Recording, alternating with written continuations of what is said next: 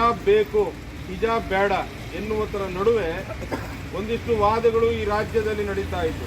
ಅಭಿಪ್ರಾಯ ಸ್ವಾತಂತ್ರ್ಯ ಎಲ್ಲರಿಗೂ ಇದೆ, ಆದರೆ ಏನೂ ಅರಿಯದಂಥ ಹರ್ಷ ಎನ್ನುವಂಥ ವ್ಯಕ್ತಿಯನ್ನ ಈ ಹಿಜಾಬನ್ನ ಸಮರ್ಥಿಸುವಂಥ ವ್ಯಕ್ತಿಗಳು ಬಂದು ಅಮಾನವೀಯವಾಗಿ ಆತನನ್ನ ಕೊಲೆ ಮಾಡ್ತಾರೆ. ಮುಂದಿನ ದಿನಗಳಲ್ಲೂ ಸಹಿತ ಔರಂಗಜೇಬನ ಆಡಳಿತವನ್ನ ಭಾರತದಲ್ಲಿ ತರಲಿಕ್ಕೆ ನೋಡ್ತಾ ಇದ್ದಾರೆ. ಹಾಗಾಗಿ ಅದನ್ನ ಖಂಡಿಸಬೇಕು ಅನ್ನುವಂತ ದೃಷ್ಟಿಕೋನದಿಂದ ನಾವು ಈ ಹೋರಾಟವನ್ನ ಮಾಡ್ತಾ ಇದ್ದೇವೆ. ಭಾರತದಲ್ಲಿ ರಾಮರಾಜ್ಯವನ್ನ ನಾವು ಬಯಸ್ತಾ ಇದ್ದೇವೆ. ಭಾರತದಲ್ಲಿ ಎಲ್ಲರೂ ಸುಖ ಸಂತೋಷದಿಂದ ಇರಬೇಕು, ಆದ್ದರಿಂದ ರಾಮರಾಜ್ಯ ಇರಬೇಕು ಅಂತ ಹೇಳಿ ಬಯಸ್ತೇವೆ. ಬಿಟ್ರೆ ಇಲ್ಲಿ ಬಾಬರ್ನ ರಾಜ್ಯವೋ, ಔರಂಗಜೇಬನ ರಾಜ್ಯವೋ, ಅಕ್ಬರ್ನ ರಾಜ್ಯವೋ, ಟಿಪ್ಪು ಸುಲ್ತಾನರ ರಾಜ್ಯವೋ ಈ ಭಾರತಕ್ಕೆ ಅವಶ್ಯಕತೆಯೇ ಇಲ್ಲ ಎನ್ನುವುದನ್ನ ಇನ್ನೊಮ್ಮೆ ತಮ್ಮ ಮುಂದೆ ಹೇಳಿ